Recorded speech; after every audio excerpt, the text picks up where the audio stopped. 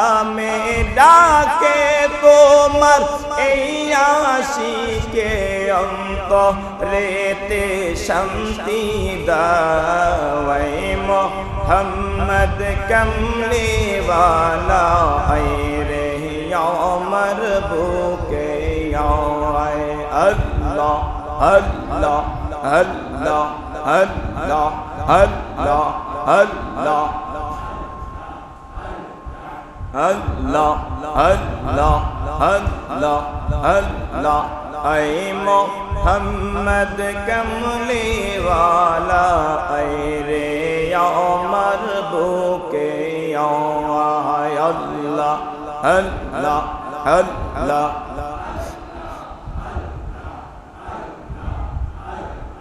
Allah, Allah, Allah, Allah, Allah.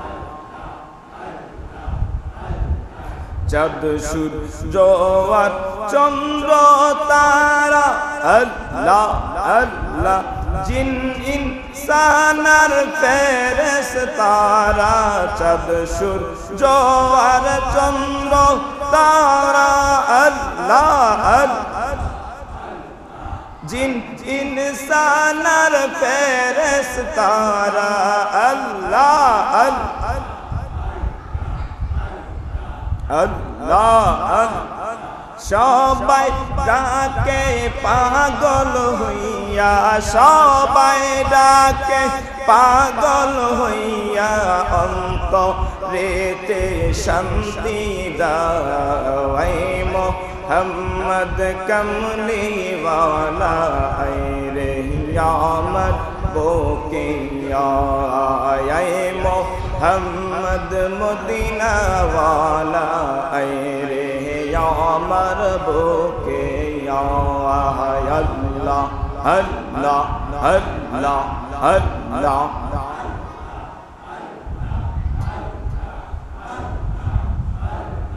Allah, Allah, Allah, Allah, Allah, Allah, Allah, Allah, Allah, Allah, Allah,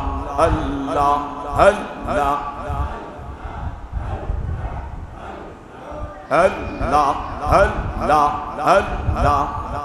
পাগল মোহন রে ডুবলো বেলা দেখনা চাহিয়া আল্লাহ আল্লাহ আল্লাহ আল্লাহ আল্লাহ আল্লাহ আল্লাহ আল্লাহ আল্লাহ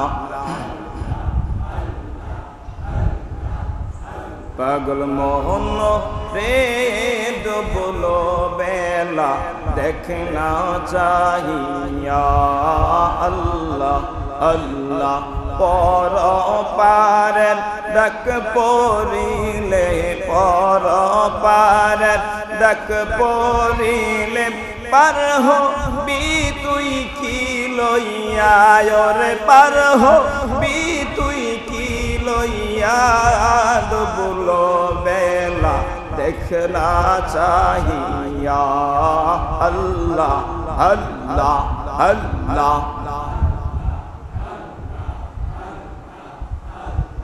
সাদের জীবন ফেলাই ফেলাই শেষ হইতে চলিল নামাজ রোজা জিকির ফিকির কিছুই নাহি হইল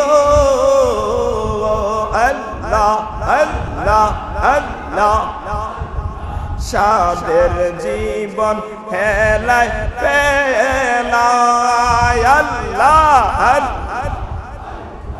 শেষ হইতে চলিল নামাজ রোজা জিকির ফিকির কিছুই নাহি হইল আল্লাহ আল্লাহ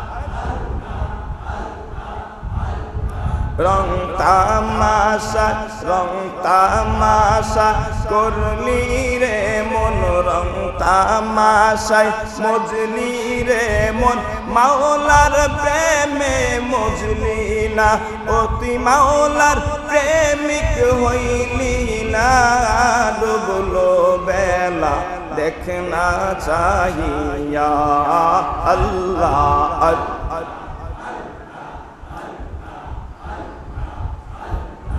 अल्लाह अल्लाह पागल मोहन रे डुबलो बेला देखना चाहिए अल्लाह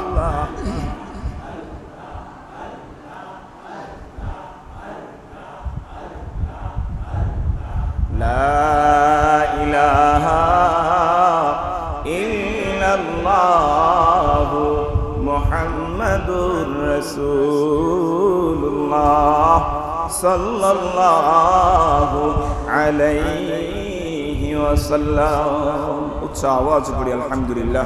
আসেন, যেহেতু খুশির মাহফিল আমরা করতেছি, ঈদে মিলাদুন নবীর মাহফিল, অনেক ভাইরা ফতোয়া দিচ্ছে, অনেক ভাইরা ফতোয়া দেয় না যে দুই ঈদ ব্যতীত আপনারা ঈদ কই পাইলেন, ঈদুল ফিতর আর ঈদুল আজহা ছাড়া কোনো ঈদ নাই, ফতোয়া দেয় না?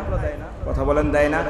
আসলে তাদের পড়াশোনা কিচ্ছু নাই, ঈদের সঙ্গেই তারা বোঝে না, ঈদ মানে কি এটাই জানে না।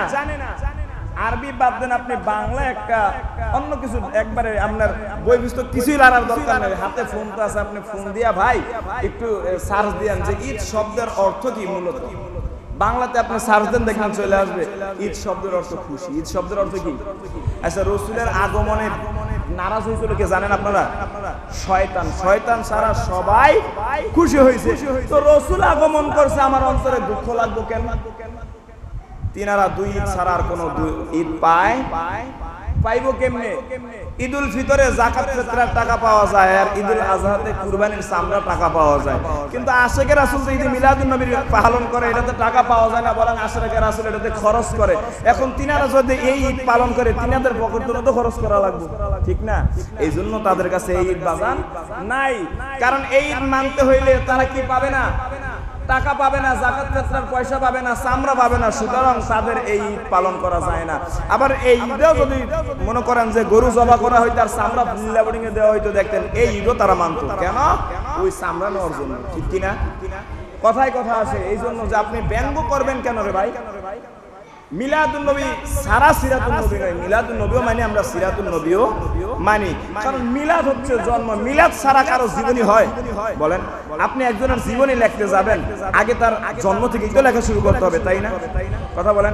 এখন আপনি জীবনী লিখবেন, আপনি মনে করেন একজনের জীবনী লিখবেন, তার জন্ম বাদ দিয়ে জীবনী লেখা সম্ভব? আগে লিখতে হবে জন্ম, কত সালে তিনি জন্মগ্রহণ করেছেন, কিভাবে জন্মগ্রহণ করেছেন, কোথায় জন্মগ্রহণ করেছেন, তারপরে না তার আদর্শ আস্তে আস্তে আসবেন। এখন আপনি মিলাদ বাদ দিয়ে সিরাত করতেছেন, মিলাদ বাদ দিয়ে সিরাত কখনো হবে? কারণ যার জন্মই হয় না তার আবার সিরাত কেমনে হয়, ঠিক কিনা?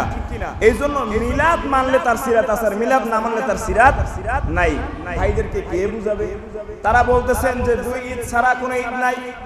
একটু গভীর মনোযোগ, একটু কোরআন ও হাদিস থেকে আমরা আলোচনা শ্রবণ করব। দেখি আল্লাহ রাসূল সাল্লাল্লাহু আলাইহি ওয়াসাল্লাম এই দুই ঈদ ছাড়া কোনো ঈদের কথা বলছেনি? ঈদ শব্দের অর্থে কি অর্থে ব্যবহার করা হয়?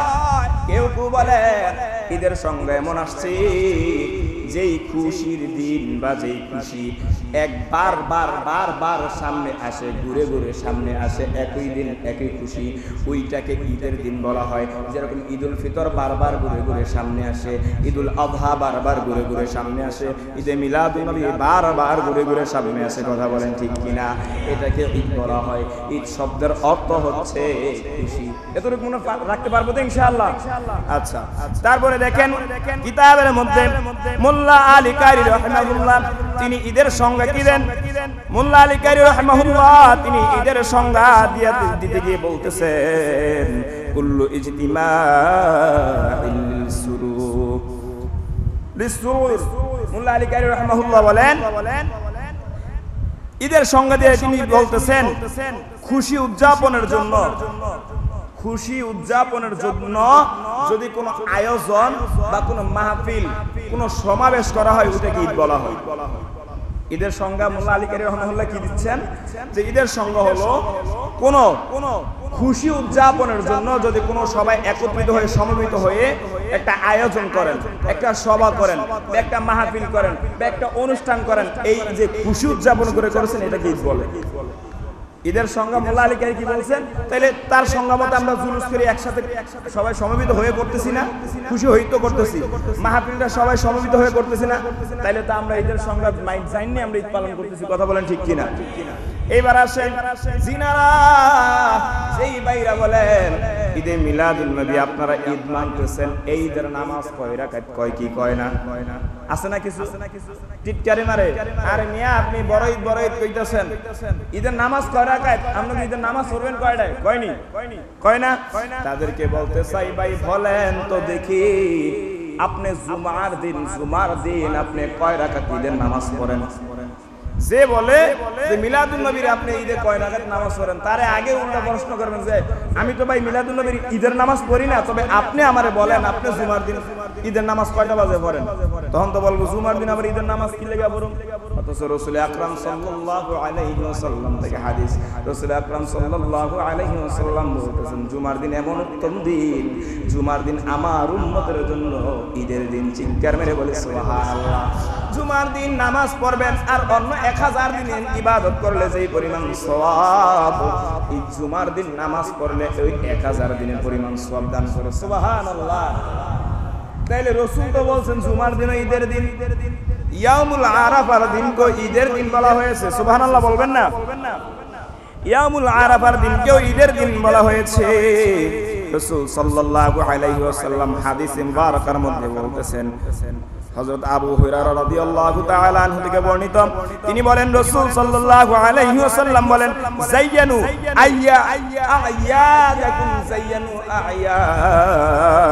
আ'য়াদাকুম বিত্তাকবীর।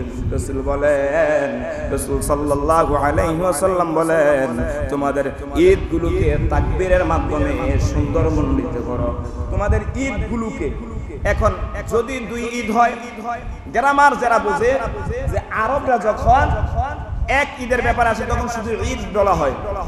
আয়াত শব্দের অর্থ হচ্ছে আয়াত, ঈদ থেকে বহু বচনে আয়াত বলা হয়, ঈদের বহু বচন মানে অনেক ঈদ একসাথে বুঝাইলে আয়াত শব্দ ব্যবহার করা হয়। এখন রাসূলের হাদিস, এটা দ্বারা আপনি অস্বীকার করতে পারবেন না। যদি আরবরা এক ঈদ বলে তাইলে বলতো ঈদ, আর যদি 2 ঈদের কথা বলা হয় তাইলে বলা হয় ঈদাইন, অর্থাৎ 2 ঈদ। কিন্তু রাসূল বলছেন কি 2 এর অধিক মানে অনেক ঈদ যদি হয় তাহলে আয়াত শব্দ ব্যবহার করা হয়। তো রাসূল তো বলেন নাই যে ঈদ এক ঈদের কথা বলেন নাই, ঈদাইনে 2 ঈদের কথা বলেন নাই। রাসূল বলছেন যায়্যানু আ'য়াদিকুম বিত্তাকবীর, তোমাদের ঈদগুলোকে। আচ্ছা গুলোকে দ্বারা কি, গুলো যখন অনেকগুলো হয় বা অনেক ঈদ একসাথে হয় তখন বাংলা আমরা কি বলি অনেকগুলো। আর যদি একজন মানুষ বা 2 জন মানুষ আর 3 এর অধিক হলে কি আমরা অনেক মানুষ। তো রাসূল বলতেছেন যে ঈদগুলোকে, কারণ রাসূল 2টা ঈদ নির্দিষ্ট করেন নাই। তো যদি ঈদ কোরআন হাদিসে ঈদ দ্বারা শব্দ নাই থাকতো তো রাসূল ঈদ শব্দ ব্যবহার করত। 2 ঈদ না, 2 ঈদের পর আর ঈদ না থাকলে রাসূল তাহলে ঈদাইন ব্যবহার করত। কিন্তু রাসূল আয়াত ব্যবহার করলেন কেন, ঈদগুলো কেন ব্যবহার করলেন? বলেন। কারণ ইসলাম তার মানে বোঝা গেল রাসূলের হাদিসের অনুযায়ী বোঝা যায় যে ঈদ আরো আছে, ঈদ আরো আছে। কারণ ঈদ মানেই তো খুশি, খুশির কি কোনো শেষ আছে? বলেন, খুশির দিনের কোনো শেষ আছে? আপনি বিবাহ করছেন, আপনি কি নারাজ হয়েছেন? বলেন, আপনি বিবাহ করলেন, এটা কি নারাজ আপনি?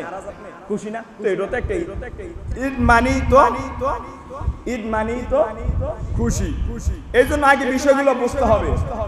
জুমার দিন রাসূল ঈদের দিন বলা হয়েছে সেই সুবিধার্থে, কারণ জুমার নামাজ পড়তেছি, কোরআন পড়তেছি, যা কিছু করতেছি এগুলো পাইছি একজনের সত্তায়, তিনি কে রাহমাতুল লিল আলামিন। তিনার জহতে কোরআন পাইলাম, দিন পাইলাম, দুনিয়া পাইলাম। কারণ রাসূলের হাদিসে কুদসির মধ্যে আছেন যে লাউলা কালামা খালাকুল আফলাক, যদি দুনিয়া আল্লাহ রাসূলের না বানাইতেন আল্লাহ কিছুই বানাইতেন না।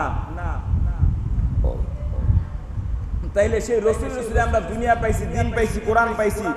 রাসূলের যদি না আসতো ঈদুল ফিতর, ঈদুল আযহা আসতো না। এই জন্য আমরা এমনিতে তো রাসূল আসাতে খুশি ঈদ মানাই। আর বড় ঈদ কেন মানাই? কারণ রাসূলের দ্বারা 2 ঈদ পাইছি, তাহলে রাসূলের আসার থেকে বড় ঈদ আর হইতে পারে। এই জন্য আমরা সেই ঈদে মিলাদুন নবীকে, রাসূলের আগমনকে বড় ঈদ মানাই। কথা বলেন ঠিক কিনা? আবার অনেক ভাইরা ফতোয়া দেয় একটু মনোযোগ সহকারে শুনবেন, যাতে তাদের কথা প্রত্যেকটা জবাব দিতে পারবেন। অনেক বাইরে বলতেছেন, আচ্ছা বুঝলাম, মানলাম, রসুলের আগমনে আপনি খুশি হয়েছেন, এই জন্য আপনি ঈদে মিলাদুন নবী অর্থাৎ রসুলের জন্মদিন পালন করেন, বা রসুলের আনন্দে আগমনে আপনি খুশি হয়ে মাহফিল করেন। কিন্তু ভাই অনেকেই প্রশ্ন করে, তাইলে বলেন তো রসুল তো যেই দিনে আসছে 12 রবিউল আউয়াল, আবার ওই দিনে রসুল দুনিয়া থেকে চলেও গেছেন, পর্দা করছে, তাইলে আপনারা আশিক রাসূল দাবি করেন, আপনারা শুধু রসুলের জন্মদিন পালন করেন, রসুলের চলে যাওয়াতে দুঃখ কেন মানান না? এই প্রশ্ন করে না আছে না, করে না? তাদেরকে বলবেন, ভাই আমরা এই জন্য করি না, কারণ আল্লাহ রাসূল বলছেন, আল আম্বিয়াউ আহইয়াউন ফি কুবুরিহি সালাতি, কারণ প্রত্যেক আম্বিয়া কেরাম, প্রত্যেক নবী রাসূলগণ কবরের মধ্যে জিন্দা এবং নামাজরত অবস্থায় আছে। কিসের মধ্যে আছে? প্রত্যেক নবী রাসূল কি জিন্দা, প্রত্যেক নবী রাসূল কি জিন্দা, একত জিন্দা নামাজরত অবস্থায় আছে। শুধু তাই নয়, রাসূল আকরাম সাল্লাল্লাহু আলাইহি ওয়াসাল্লাম জানায় গেছেন, শরীয়তের শিক্ষা দিয়ে গেছেন, কোন বান্দা যদি ইন্তেকাল করে, ওই বান্দার জন্য 3 দিনের বেশি শোক পালন করা ইসলামে জায়েজ নাই, বৈধ নাই। কয়দিন? বলেন কয়দিন? যদি ইন্তেকাল করে 3 দিনের বেশি ইসলামে জায়েজ হবে না, তার জন্য শোক মানানো। এটার শিক্ষা কে? রাসূলের শিক্ষা কার? তো আমরা তো রাসূল থেকে শিক্ষা নিয়ে করতেছি, কারণ রাসূল বলছে 3 দিনের বেশি শোক পালন করা যাবে না। তো রাসূল তো 1400 বছর আগে পর্দা করেছেন, তা আমরা কিভাবে শোক পালন করি? রাসূল নিষেধ করেছেন, কথা বলেন ঠিক কিনা? তা কিন্তু মিলাদুন নবীর কথা মানতে নিষেধ তো রাসূল কখনো করেন? শুধু তাই নয়, 12 রবিউল আউয়াল রাসূল আকরাম সাল্লাল্লাহু আলাইহি ওয়াসাল্লাম দুনিয়ার জমিনে তাশরীফ এনেছেন, এটা সবাই একমত, সব আলেম, সব ফকিহগণ একমত। কিন্তু 12 রবিউল আউয়াল এই যে রাসূল ইন্তেকাল করেছে, এটার মধ্যে অনেকে আবার দ্বিমত পোষণ করেছে, কিন্তু আগমন করেছে এটাতে কেউ দ্বিমত পোষণ করে নাই। এই জন্য আমরা রাসূলের যাওয়াতে আমরা কান্দাকাটি করি না, খুশি আপনারা কি করি না, যে একবারে কান্দাকাটি করি না, মাতম করি না, কারণ রাসূল মাতম করা, কান্নাকাটি করা, 3 দিনের বেশি শোক পালন করা রাসূল নিষেধ করেছেন। আর আগমনের কথা, আল্লাহ খুশি হয়েছেন, ফেরেশতা কুল খুশি হয়েছেন, কুল কায়নাত খুশি হয়েছে, এই জন্য রাসূলের আগমনে আমরাও খুশি মানাই। কথা বলেন ঠিক কিনা? রাসূলের আগমনে সবাই খুশি, সবাই আনন্দ করেছেন, এজন্য আমরা আনন্দ করি। তো সম্মানিত হাজিরিন, মিলাদুন নবীর মাহফিলে কি করা হয়? রাসূলের জন্ম নিয়ে আলোচনা করা হয়, রাসূলের সিরাত নিয়ে আলোচনা করা হয়, জীবন নিয়ে আলোচনা করা হয়, সুন্নাত নিয়ে আলোচনা করা হয়। এখানে দোষের কিছু নাই, দোষের কিছু নাই। আমার সেই ভাই, যে ভাইরা মিলাদুন নবীর বিরোধিতা করে, সেই ভাইরা আবার সিরাতুন নবী পালন করে। তাইলে তারা যদি কিছু হইলে প্রশ্ন করে যে কোন সাহাবী মিলাদ পালন করছে, আরে ভাই তুমি বালা করে ছায়া দেখো, করে নাই কেডা? রাসূল নিজেই তো রোজার মাধ্যমে, অর্থাৎ নিজের জন্মতে খুশি হয়ে রোজার মাধ্যমে নিজের জন্মদিন পালন করেছে। এজন্য আমরা রাসূলের জন্মদিন পালন করে থাকি। ফতুয়া আপনার সন্তানের বেলায় যেই লোক এই ফতুয়া দেয়, তার সন্তানের দেখবেন জন্মদিন বিশাল আকারে পালন করে। আমরা তো বলি না জন্মদিনে ডোল বাজায়, কেক কেটে রাসূলের জন্মদিন, এভাবে আমরা কি পালন করি? আমরা তো তরিকা সুন্দরভাবে রাসূল শিখিয়ে গেছেন যে খুশির কিছু ধরন রয়েছে, খুশির কিছু ধরন রয়েছে। আপনি চাইলে খুশি উদযাপন নামাজের মাধ্যমে করতে পারবেন, জায়েজ পন্থায়, রোজার মাধ্যমে খুশির শুকরিয়া প্রকাশ করতে পারবেন, জুলুসের মাধ্যমে খুশি উদযাপন করতে পারবেন, আবার মিলাদ শরীফের মাধ্যমে খুশি উদযাপন করতে পারবেন, মাহফিলের মাধ্যমে খুশি উদযাপন করতে পারবেন। আপনার জায়েজ পন্থা আছে, তো আপনি খারাপ ভাবে যাওয়ার দরকার নাই, তো আমরা জায়েজ ভাবে পালন করতেছি।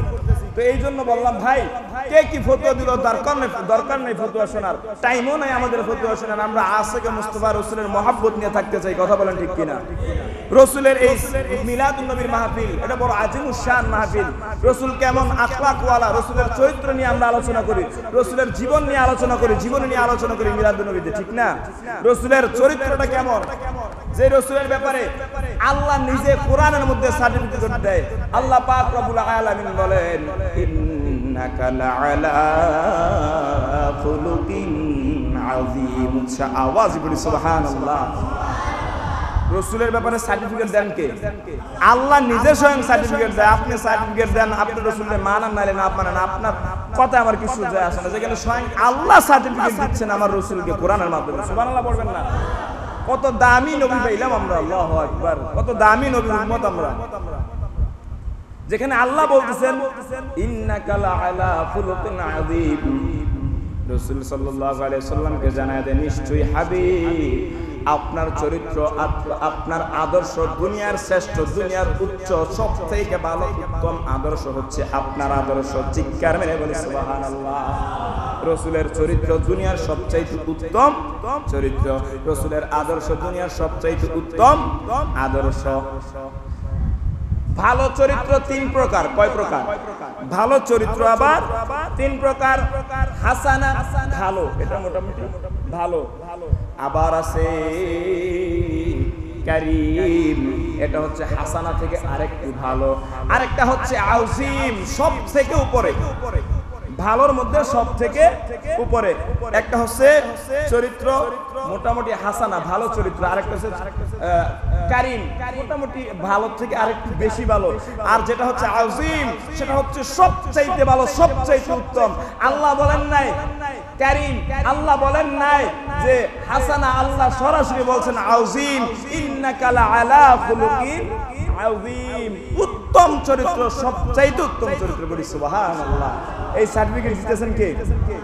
আল্লাহ পাক রব্বুল আলামিন রাসূলের চরিত্রের ব্যাপারে সার্টিফিকেট দিয়ে দিলেন। কেন দিবেন না? কারণ আমার নবী, মায়ার নবী, রাহমাতুল লিল আলামিন এমন নবী যিনার চরিত্রের কোনো তুলনা নাই, যিনার আচরণের কোনো তুলনা হয় না, যিনার ব্যবহারের কোনো তুলনা হয় না। কেমন চরিত্রের, কেমন আদর্শের অধিকারী ছিলেন আমার নবী রাহমাতুল লিল আলামিন, কেমন আদর্শওয়ালা নবী ছিলেন, কেমন মায়ার নবী, দয়ার নবী ছিলেন। ও মুসলমান, একটু রাসূলের প্রেম মহব্বত নিয়া একটু গভীর মনোযোগ সহকারে হৃদয়ের কানটা লাগাই একটু শ্রবণ করেন। আমার আপনার নবী কত দয়ার নবী, কেমন দয়ার সাগর। কারণ আল্লাহ নিজে বলছেন লাকাদ জাআকুম রাসূলুম মিন আনফুসিকুম আজিজুন আলাইহি মা আনিতুম হারিসুন আলাইকুম বিল মুমিনিনা রাউফুর রহিম। রাসূল বলেন উম্মতের কষ্ট আল্লাহ বলেন আমি তোমাদের মধ্যে থেকে এমন একজন রাসূল হিসেবে তোমাদের কাছে পাঠাইবো, এমন একজন নবী আমি তোমাদেরকে পাঠাইবো যেই নবী তোমাদের কষ্ট সহ্য করতে পারবে না, তোমাদের ব্যথায় তোমাদের থেকে ব্যথিত সেই নবী হয়ে যাবে। চিৎকার মেরে বলি সুবহানাল্লাহ। আমাদের কষ্ট, আমাদের থেকে বেশি কষ্ট রাসূল পায়। আল্লাহু আকবার বলবেন না? কেমন নবীর উম্মত, আল্লাহর রাসূলের কেমন আদর্শ, কেমন চরিত্র দেখেন না। রাসূল সাল্লাল্লাহু আলাইহি সাল্লামের ঘরে একবার কয়েকদিন ধরে, একটু মনোযোগ, কয়েকদিন ধরে রাসূলের ঘরের মধ্যে চুলার মধ্যে আগুন জ্বলে না, রাসূলের পেটের মধ্যে খাবার নাই। যেই রাসূলকে দুনিয়ার ধন ভান্ডারের মালিক আমার আল্লাহ করে দিয়েছেন, সে রাসূলের ঘরে খাবার নাই, চুলা জ্বলে না, পেটের মধ্যে খাবার নাই। যেই রাসূলের জন্য আল্লাহ জান্নাত বানাইলো, মুসলমান একটু মনোযোগ দিয়ে শ্রবণ করুন। আমার মায়ার নবী, দয়ার নবী রাহমাতুল লিল আলামিনের আদর্শটা, চরিত্রটা কেমন। আর আমার আপনার জন্য নবী আমার কত কষ্ট করেছেন। দয়ার নবী, মায়ার নবী, যেই নবী দুনিয়ায় বসে বসে যদি জান্নাতের ফলের কথা চিন্তা করতো, আমার আল্লাহ দুনিয়াতে বসে জান্নাতি ফল খাওয়াইতো কি খাওয়াইতো না বলেন? কারণ রাসূলের জন্য আল্লাহ জান্নাত বানাইছে, ঠিক কি না? বেহেশতের পাতায় পাতায় লিখা আছে নবীর নাম, আর সেই আল্লাহর নামের পাশে নবীর নামের মনোগ্রাম, আর সে আল্লাহর নামের পাশে নবীর নামের মনোগ্রাম, নবীর নামের মনোগ্রাম, নবীর নামের মনোগ্রাম। আল্লাহ বেহেশত বানালেন নবীকে চিনাতে, আল্লাহ বেহেশত বানালেন নবীকে চিনাতে, আল্লাহ হাসর উঠাবেন নবীর শান বুঝাতে, আল্লাহ কোরআন পাঠালেন নবীকে চিনাতে, আল্লাহ কোরআন পাঠালেন নবীকে চিনাতে, আল্লাহ বেহেশত বানালেন নবীর শান বুঝাতে। কথা বলেন ঠিক কিনা? রাসূলের শানের শেষ নাই, রাসূলুল্লাহর আজমতের শেষ নাই। যেই নবীর আওলাদগণ যদি দুনিয়ায় বসে জান্নাতের ফল খাইতে চায় তাদেরকে জান্নাতের ফল দেওয়া হইতো। তারপর আমার আপনার জন্য নবী পেটের মধ্যে ক্ষুধা রাখছে, জানায় দিতে চাই ও রামদাসপুরের মুসলমান, ও রামদাসপুরের আমার উম্মতরা, ও দুনিয়ার উম্মতরা শুনে না, আমার দরিদ্র উম্মতরা যেন কষ্ট না পায়, আমার যেই উম্মতরা দরিদ্র হবে গরিব হবে তারা যেন এটা ভেবে আনন্দিত হয়। আমি রাসূল তাদের কষ্ট বুঝার জন্য আমি দুনিয়ার জমিনে না খেয়ে দেখেছি, দরিদ্র হালতে বেঁচেছি, যে আমি নবীও তাদের গরিবের কাতারে রয়েছি। চিৎকার মেরে বলেন সুবহানাল্লাহ। আমার আপনার জন্য নবী এই কষ্ট করেছেন, এত কষ্ট করেছেন। ক্ষুধার যন্ত্রণা, রাসূল আকরাম সাল্লাল্লাহু আলাইহি ওয়াসাল্লাম কাজের উদ্দেশ্যে বাড়ি থেকে বের হয়ে গেলেন। কাজ না হইলে তো টাকা উপার্জন করতে পারবে না বা খাবারের সংগ্রহ করতে পারবে না। ঘরে মা ফাতেমা রাদিয়াল্লাহু তাআলা আনহা তিনিও ক্ষুধার্ত, রাসূল কাজের সন্ধানে বের হয়ে গেলেন এর মাধ্যমে উম্মতদেরকে শিখানোর জন্য। কারণ যে রাসূলের জন্য আল্লাহ দুনিয়া বানিয়েছেন তিনার কাজ করা দরকার আছে, তিনার খানার জন্য এত কষ্ট করা দরকার আছে? চাইলেই তো হয়ে যায়, ব্যবস্থা উপর কোথা থেকে আসে? উপর থেকে চলে আসে। কিন্তু রাসূল শিখায় যে উম্মত রে, কষ্ট করবা, যত কষ্টের মধ্যেই থাকবা, কর্ম করে খাইবা, তারপরও শরীরের শক্তি দেখতে কখনো ভিক্ষা করে খেয়েও না। রাসূল শিক্ষা দিয়ে গেছেন। রাসূল কাজের সন্ধানে বের হয়ে গেলেন। কাজ খুঁজতে খুঁজতে খুঁজতে খুঁজতে এক ইহুদির বাগানের কাজ দিয়ে যাচ্ছেন। এইবার ওই ইহুদিও একজন কাজের জন্য লোক খুঁজতেছে। রাসূল ইহুদির কাছে গিয়ে বলতেছেন, ভাই আপনার কোনো কাজের লোক রাখবেনি বা আপনার কোনো কাজ আসেনি, আমি একটা কাজ লাগবে, আমার একটা কাজের দরকার। ইহুদি বলে, হ্যাঁ হ্যাঁ আমিও একজন কাজের মানুষ সন্ধান করতেছি, আমার একটা লোক লাগবে। বলে কি কাজের জন্য? বলে ওই যে দেখতেছেন, ওই যে দেখতেছেন কূপ, ওই যে দেখতেছেন পানির কূপ দেখা যাচ্ছে, ওই কূপ থেকে বালতি আছে, বালতি দিয়ে পানি তুলে তুলে আমার খেজুরের বাগানে খেজুর গাছের গোড়ায় গোড়ায় পানি ঢালতে হবে। বলে বিনিময় কি দিবেন? এই কাজের বিনিময় কি? বলে প্রত্যেক বালতির বিনিময় আমি 2টা করে খেজুর দিব। কয়টা? একটু মনোযোগ দেখেন আমার আপনার নবীর চরিত্রটা কেমন, আমার আপনার নবীর আদর্শ কেমন, আল্লাহু আকবার, কেমন নবী আমার। রাসূল কাজ করতেছেন, বালতি নিয়ে গেলেন পানি উঠানোর জন্য। বিশাল নিচে কূপের পানি, ওই কূপের মধ্যে, ওই কুয়ার মধ্যে বা কূপের মধ্যে রাসূল বালতি ফেলেন, রশি দিয়ে টেনে টেনে সরকার দু আলমের শরীরের মধ্যে গাম মোবারক এসে গেছে। যেই নবীর কষ্ট আল্লাহ সহ্য করতে পারে না, যে নবী রাস্তা দিয়ে হাঁটলে মেঘ রাসূলের ছাতা হইয়া রাসূলের সাথে সাথে হাঁটে, যেই রাসূল পাহাড়ের পাশ দিয়ে হাঁটলে পাহাড়ের পাথরগুলা নুয়ে নুয়ে ঝুঁকে ঝুঁকে রাসূলকে সালাম দেয়, যেই রাসূল বাগান দিয়ে হাঁটলে গাছগুলো নুয়ে নুয়ে রাসূলকে সালাম দেয়। সেই রাসূল আজকে কাজ করতেছে উম্মতদেরকে শিখানোর জন্য। উম্মত, আমি এত ধনভাণ্ডারের মালিক হওয়ার পরেও আমি রাসূল কষ্ট করে গিয়েছি, সুতরাং তোমরা কষ্ট করবা, কখনো দুঃখ মনে করবা না, দুঃখ মনে জায়গা দেওয়া যাবে না। পরিশ্রম করে তারপরে চলবা, তারপর কারোটা চুরি করে খাইবা না, তারপর কারো মাথায় আঘাত দিয়ে খাইবা না, তারপর কারো মাথায় কি করবা না, বাড়ি মাথায় বাড়ি দিয়ে ডাকাতি করে খাইবা না। রাসূল কাজ করতেছেন, 1 বালতি 2 বালতি 3 বালতি পানি উঠাইয়া আবার কি করতেছেন, ওই আপনার খেজুর গাছের গোড়ার মধ্যে পানি ঢালতেছেন। 1 বালতি 2 বালতি 3 বালতি করে 9 বালতি পানি ঢাললেন। এইবার 9 বালতির পর 10 নম্বর বালতি তোলার জন্য যখন বালতিটা ওই কূপের মধ্যে ফেলছে, ওই বালতির রশির মধ্যে একবারে, রশিটা ছিল নরবরে রশি, যখন বালতির পানি দিয়ে রাসূল টান মারছে, ওই বালতির রশি ছিঁড়ে কূপের নিচে একবারে নিচে বালতিটা পড়ে গেছে, আর পানি উঠাইতে পারে নাই। ও মুসলমান, একটু গভীর মনোযোগ, আমার নবী কেমন আদর্শওয়ালা নবী। আমার নবী ওই ইহুদির ওই বাগানওয়ালার কাছে যায়া বিনয়ের সহিত দাঁড়াইয়া বলতেছেন, ও বাগানওয়ালা ভাই, ও বাগানের মালিক ভাই, আপনার বালতি বাগানওয়ালা জিজ্ঞেস করতেছে পানি কোথায়, বালতি কোথায়, আপনি খালি হাতে কেন?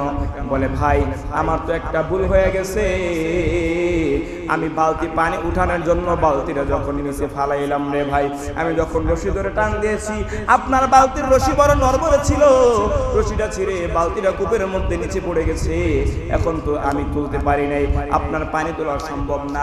ভাই এখানে আমার কোনো দোষ ছিল না, আপনার রশি একবারে নড়বড়ে ছিল, সেটা আপনার, আমার তো রশি ছিল না, বালতি আপনার ছিল ভাই। এখন ওই বাগানওয়ালা তো রেগে বেগে যাচ্ছে, না কেন আপনি ফালাইছেন কেন? রসুল যতই বুঝায় সে বুঝ মানে না, আরো গরম হয়ে যায়। রসুল এইবার ডাক দিয়ে, মানে উনি পায়তারা করতেছেন, রসুলকে একটাও খেজুর দিবে না। রসুল ডাক দিয়ে বলে ও বাগানওয়ালা ভাই, আমি তো পিছনে একে একে 9 বালতি পানি তুলেছি, দুইটা করে যদি খেজুর হয় আমার 9 9 18টা খেজুর আমি পাওনা হয়েছি, আমার খেজুর দিয়ে দেন, আমি আমার খেজুর নিয়ে চলে যাব, আমি আমার পারিশ্রমিক নিয়ে চলে যাব, কাজ যেটুকু করেছি সেটুকুর পারিশ্রমিক আমাকে দিয়ে দেন। এইবার বাগানওয়ালা বলে না না, কোনো পারিশ্রমিক দেওয়া যাবে না, বরং আপনাকে ওই বালতি একবারে পুকুর থেকে উঠিয়ে দেওয়া লাগবে। রসুল বলে না, এটা কেমন কথা, আমার সাথে আপনার সাথে এরকম কোনো কথা হয় নাই, আমি তো ইচ্ছাকৃতভাবে বালতিটা ফালাই নাই, আমি যে পরিশ্রম করেছি পারিশ্রমিক আমাকে দেন, আমি চলে যাব। ইহুদি এক কথায় দুই কথায় গরম হইয়া রহমাতুল লিল আলামিনের নুরানি চেহারা মুবারক, গাল মুবারকের মধ্যে ইহুদি একটা থাপড় কষে দিছে।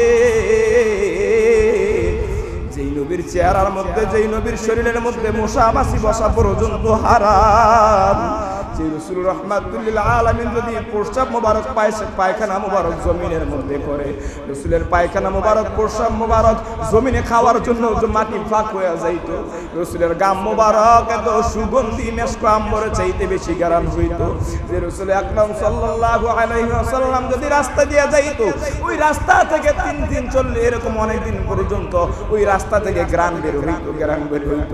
যেই নবীকে পোকা মাকড় বসা পর্যন্ত নবীর শরীরে হারাম, ওই রাহমাতুল লিল আলামিন দু জাহানের শ্রেষ্ঠ সৌন্দর্য, আবু হুরায়রা যেই রাসূলের দিকে তাকাইলে ক্ষুধা নিবারণ হয়ে যাইত।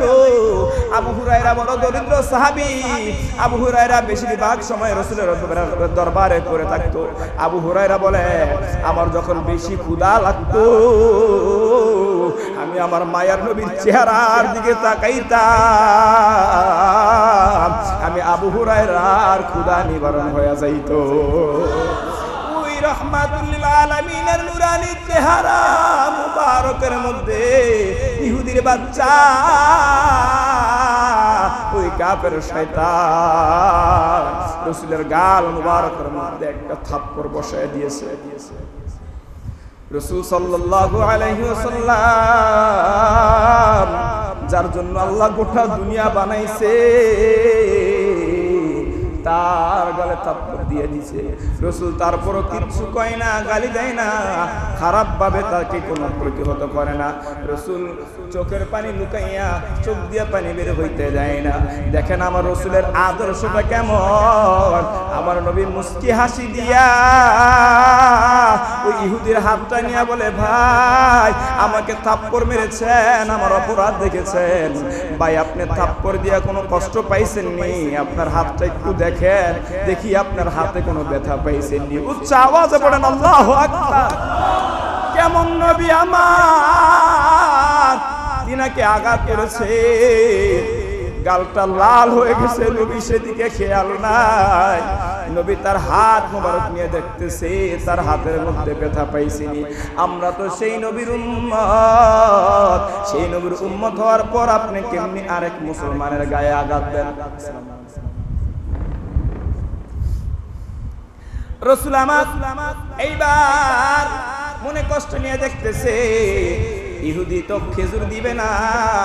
রাসূল গাল মোবারকের ব্যথা নিয়ে একবার ওই কূপের কাছে যখন গেলেন, আল্লাহ পাক রব্বুল আলামিন সহ্য করতে পারেন না, রাসূল কূপের দিকে তাকায় বলে বালতি রে তুই জন্য আমি রাসূল মাইর খাইলাম, তুই কি আর নিচে থাকবি রে বালতি? কিতাবের মধ্যে পাওয়া যায় রাসূল হাত মোবারক যখন বাড়াইছে পানি ভর্তি বালতি আমার নবীর হাতের মধ্যে এমনি এমনি চলে আসছে। এইবার বালতি নিয়া ওই বিদুরনী ওই ইহুদির কাছে নিয়ে বলেন, নেন নেন আপনার বালতি, এবার আমার পারিশ্রমিক দেন। ইহুদি এইবার ওই 9টা খেজুর 18টা খেজুর রাসূলকে দিয়ে দিলেন। যদি আমি আপনি হইতাম কি করতাম? যে ভাই বালতির জন্য আঘাত দিয়েছেন, তোমার বালতি তুমি পাইছো, এইবার আমার পাওনা বুঝালো, এরকম না? রাসূল তাকে কিচ্ছু বলে না, খেজুর গুলা নিয়া রাসূল হুজরা মুবারকের দিকে যায়। যখন বাড়ির কাছাকাছি গেলে রাসূল আকরাম সাল্লাল্লাহু আলাইহি সাল্লাম রুমাল মুবারক দিয়া মুখটাকে ভালো করে পেঁচে নিলেন, যাতে ঘরের মধ্যে ফাতেমা রাসূলের এই গালের করুণ দশা দেখতে না পারে। কারণ সুন্দর চেহারাটা লাল হয়ে আছে, ফাতেমা এই দিকে তাকাইলে ক্ষুধায় মরে গেলে ওই খেজুর খাবে না, ফাতেমা সহ্য করতে পারবে না। রাসূল আমার রুমাল দিয়ে চেহারাটাকে পেঁচাইয়া দরজার মধ্যে ঠোকা দিলেন, ফাতেমা মারে দরজাটা খোল, আমি বাবা খাবার নিয়ে আসছি। মা ফাতেমা দরজা খুলে দিলেন, রাসূল খেজুর গুলা দিলেন, খেজুর খাবে, কিন্তু রাসূল দেখতেছেন রুমালটা মুখ থেকে খোলে না। মা ফাতেমা বুঝে বলছে, বাবা রুমালটা কেন খোলেন না, রুমালটা একটু সরান। তাকায় দেখতেছে নবীর গাল মোবারক লাল। ফাতেমা চোখের পানি ছেড়ে দিয়েছে, বাবা আপনার চেহারা কেন লাল? বাবা আমি ফাতেমা বুঝেছি আপনি খাবারের জন্য আপনি কোন আঘাত সহ্য করেছেন রে বাবা, এই খাবার আমি ফাতেমা খাইতে পারবো না। রাসূল বুঝাই, ফাতেমা আমি বাবা এত কষ্ট করার পরে খাবার আনলাম, আমি বাবার খাবার কি তোর পছন্দ হয় নাই? আমি রাসূলের খাবার কি তোর পছন্দ হয় নাই? বলে না বাবা পছন্দ হয়েছে। বলে তাইলে খাবা না কেন? তোমাকে আমি দিয়েছি, তুমি খাইতে যাবো। এইদিকে ফাতেমা কান্না করে, আর ওইদিকে ইহুদির মনের মধ্যে ছটফট ছটফট শুরু হয়ে গেছে। আরে কারে আমি আঘাত করলাম, কারে আমি মারলাম? এত আঘাত করার পর, মারার পরেও সে আমার একটা আঘাতের প্রতিবাদ করলো না। সে আমি বালতির জন্য আঘাত করলাম, বালতি তো আমাকে ঠিকই ফেরত দিল, তারপরও আমার আঘাত করলো না। আমি আঘাত করলাম, সে নিজে ব্যথা পাইলো, তারপরে আমি নিজে কষ্ট পাইলাম কিনা আমাকে জিজ্ঞাসা করলো। তার মনের মধ্যে শান্তি নাই, ঘুমাইতে পারে না, খাইতে পারে না, ঘরের মধ্যে যায়, বাহিরের মধ্যে যায়, আবার ওই বাগানের মধ্যে যায়, কোথাও শান্তি নাই।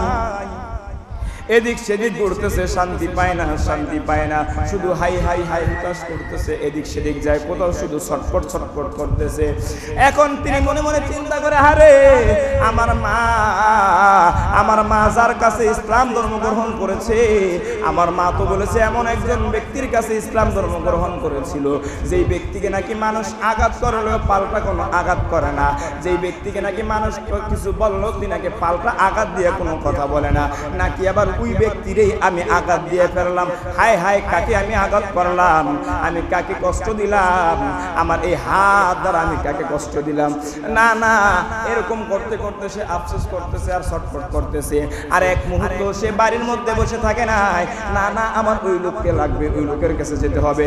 শুধু তাই নয়, ওই লোকটা খেজুরের বাগান থেকে একটা দৌড় মেরে রাস্তা যেই দিক দিয়ে রাসূল গেছেন সেই দিকে দৌড়াচ্ছে, দৌড়াইতে দৌড়াইতে যাইতে যাইতে যাইতে যাইতে মসজিদে নববীর সামনে চলে গেছে। এইবার রাসূলের হুজরা মুবারক দেখা যায়, মসজিদে নববীটা দেখা যায়। মসজিদে নববীর মধ্যে যখন গেছে, ও তাকায় দেখতেছে রহমাতুল আলামিন মসজিদে নববীতে বসা। সুবহানাল্লাহ, জোরে বলেন না। মসজিদে নববীর মধ্যে নবী আমার বসা। এইবার ওই লোকটা মসজিদের মধ্যে ঢুকতে সাহস পায় না, দূর থেকে তাকায় আছে আর রাসূলের চেহারা মোবারক দেখতেছে। দেখে কেমন যেন নূরে ঝলমল ঝলমল রাসূলের চেহারাটা করতেছে, রাসূলের নূর মোবারক চমকাইতেছে, রাসূলের চেহারার মধ্যে নূর চমকাইতেছে চমকাইতেছে। এইবার ওই ইহুদি লোকটা বাগানওয়ালা দূর থেকে যখন রাসূলকে দেখতেছে, রাসূল ইশারা দা আসার জন্য অনুমতি দিলেন। এইবার ওই লোকটা দৌড়ে আসলেন, রাসূলের কদম পাকে বসে গেলেন আর বলতেছেন, হুজুর আমি বড় ভুল করে ফেলছি হুজুর, আমি আপনাকে চিনতে পারি নাই, আমার এত বদকিসমত, আমি এত খারাপ জঘন্য একটা কাজ করে ফেলছি ইয়া রাসূলুল্লাহ, আমার কি ক্ষমা হবে নি, আমার কি মাফ হবে নি, আমাকে একটু ক্ষমা করে দেন। আপনাকে মারার পর থেকে এক গ্লাস পানিও আমি পান করতে পারি নাই, আমার অন্তরে শান্তি নাই, শুধু কলিজাটা ছটফট ছটফট করতেছে, আমি কি করলাম, কার গায়ে আঘাত দিলাম, হুজুর আপনি আমাকে মাফ করে দেন, হুজুর আপনি আমাকে মাফ করে দেন। নবী আমার মুস্কি হাসি দিয়ে, দেখেন মুসলমান কত সুন্দর আদর্শ চরিত্র অধিকারী আমার নবী। নবী আমার মুস্কি হাসি দিয়ে বলে, ও পাগলা আমি রাসূল কিচ্ছু মনে করি না, তোরে মাফ করে দিছি ও পাগলা, তবে আমার একটা দাবি তুমি শুনবানি, আমার একটা কথা তুমি শুনবানি। বলে, ইয়া রাসূলুল্লাহ আমি আপনার এখন থেকে সব কথা শুনতে রাজি। বলে, তুমি কি ইসলামটা গ্রহণ করবানি? তুমি যদি ইসলাম গ্রহণ করো তাইলে আমি আল্লাহর কাছে দোয়া করব, আমার আল্লাহও তোমাকে মাফ করে দেব। উচ্চ আওয়াজে বলি সুবহানাল্লাহ।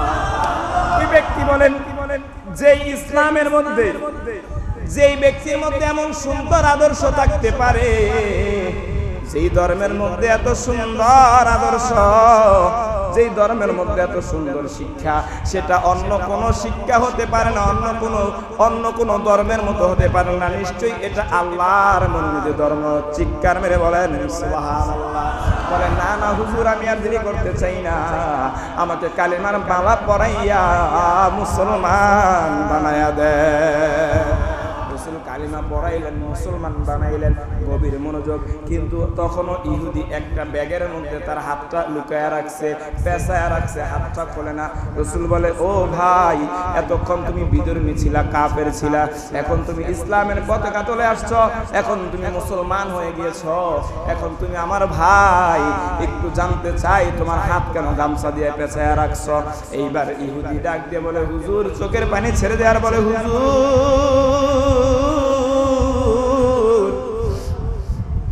ও মায়ার নবী, আমি যে হাত দিয়ে আপনাকে আঘাত করেছিলাম, আপনাকে আঘাত করার পর আমি যেন কেমন হয়ে গেছি, আমার ঘর যেন আমাকে অভিশাপ দিতেছে, আসমান যেন আমাকে বাগানের মধ্যে শান্তির জন্য যায়, এই বাগানগুলো যেন কেন আমাকে কেমন যেন অভিশাপ দেয়, বাতাসগুলো কেমন যেন অভিশপ্ত মনে হয়, আমি নিঃশ্বাস নিতে পারি না, আমার যেন কেমন কেমন কষ্ট হয়, শুধু ছটফট ছটফট করেছি ইয়া রাসূলুল্লাহ।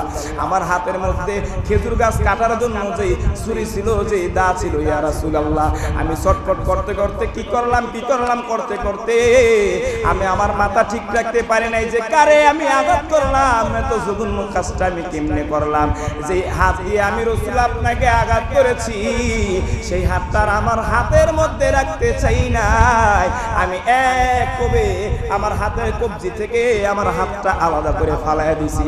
রাসূল আমার মুস্কি হাসি দিয়ে বলে, পাগলা রে, তোমার যেই হাতটা ফালাইয়া দিছো তোমার কাছে আসেনি। বলে, ইয়া রাসূলুল্লাহ সেই হাতটা আমার ব্যাগের মধ্যে রয়েছে, আর হাতকে আমি পেঁচায়া রাখছি। বলে, এতক্ষণ তুমি বিধর্মী ছিলা, এখন তো তুমি ইসলাম ধর্ম গ্রহণ করেছো, আমি রাসূলের প্রতি খুশি হয়েছো, আমি রাসূলকে তুমি চিনতে পেরেছো, দাও দাও তোমার হাত মোবারককে, তোমার হাতটা দাও, আমি রাসূলের হাতে তোমার হাতটা দাও। ওই বিধর্মীর কাটা হাতটা রাসূল আকরাম সাল্লাল্লাহু আলাইহি ওয়াসাল্লামের হাতের মধ্যে দিলেন। আমার নবী বিধর্মীর কাটা হাতটা কবজির মধ্যে আবার লাগাইয়া মুখ থেকে একটু থুতু মোবারক দিয়া ওই ইহুদির হাতটার মধ্যে নিয়ে লাগাইয়া দিছে। কিতাবের মধ্যে পাওয়া যায় ওই ইহুদির হাত আগে যেমন ছিল, রাসূলের লালা দিয়া জোড়া দেওয়ার সাথে সাথে আগের মতো আবার হাত জোড়া হয়ে গেছে।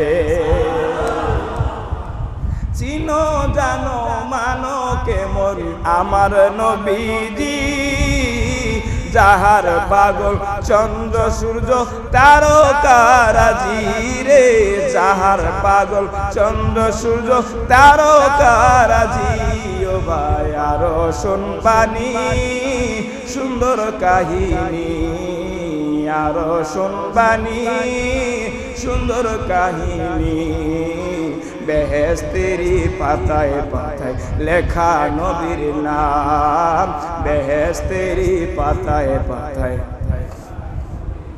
বলেন না রহমতে আলম নবী নূরে মুজাসসাম, রহমতে আলম নবী নূরে মুজাসসাম। সাহাবীরা আতর বানায় ওই নবীজির গাম, সাহাবীরা রহমতে আলম নবী নূরে মুজাসসাম, রহমতে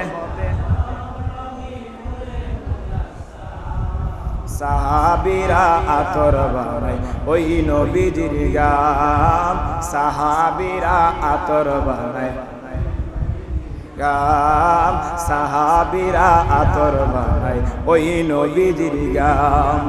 উস্তুনে হান্নানা একটা খেজুর গাছের নাম, যাকে ধরে খুতবা দিতেন রসুলে আকরাম রে, যাকে ধরে খুতবা দিতেন রসুলে আকরাম। উচ্চ আওয়াজে পড়ি মারহাবা।